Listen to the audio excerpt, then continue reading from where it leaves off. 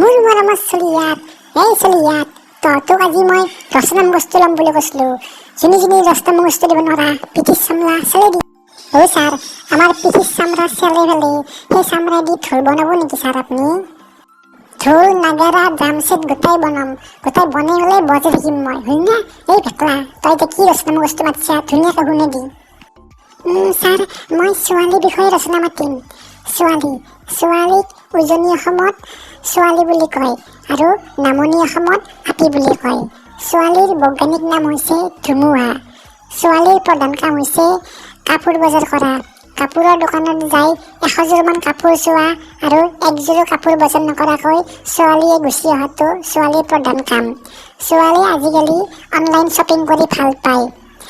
তাৰপিছত আৰু ছোৱালীৰ 1 বাকচ 2 বাকচমান কাপোৰ থাকে আৰু ছোৱালীৰ মাত্ৰ বাহিৰত পিন্ধি যাব পৰাকৈ কাপোৰ নাথাকে।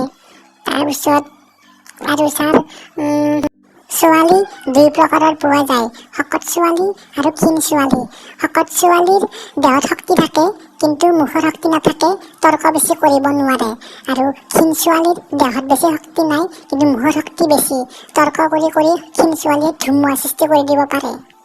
ক্ষীণ ছোৱালী হওক বা শকত ছোৱালী হওক, সকলোৰে কিন্তু এটা শক্তি থাকে, সেইটো হ'ল নিজৰ ঘৰখন এৰি আন এখন ঘৰ আপোন কৰি ল'ব পৰা শক্তি। যিটো শক্তি ছোৱালীসকলৰ একদম আচৰিত লাগে।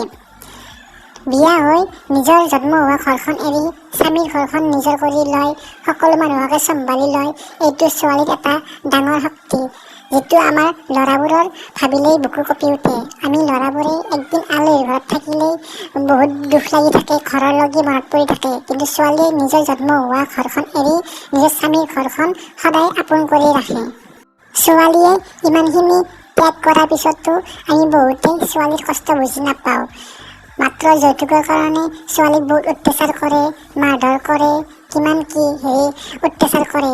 সেইকাৰণে ছোৱালীৰ দুখ বুজাটো দৰকাৰ আৰু ছোৱালী সদায় মৰমত ৰাখিব লাগে, দুখ কষ্ট বেছি দিব নালাগে, কাৰণ ছোৱালীয়ে কষ্ট পালে গোটেই ঘৰখনে কষ্ট পায়। আমাৰ ভাৰতবৰ্ষত নাৰীক পূজা কৰা হয় আৰু সেই ভাৰতবৰ্ষতে নাৰীক ধৰ্ষণ কৰা হয়, অত্যাচাৰ কৰা হয়। এই ধৰ্ষণ অত্যাচাৰ বন্ধ হ'ব লাগে, ছোৱালীক সন্মান কৰিব লাগে। ছাৰ, মোৰ ৰচনা শেষ। ভেকলাৰ ৰচনা শুনি বহুত ভাল লাগিল। ভেকলাই ঠিক কথাই কৈছে।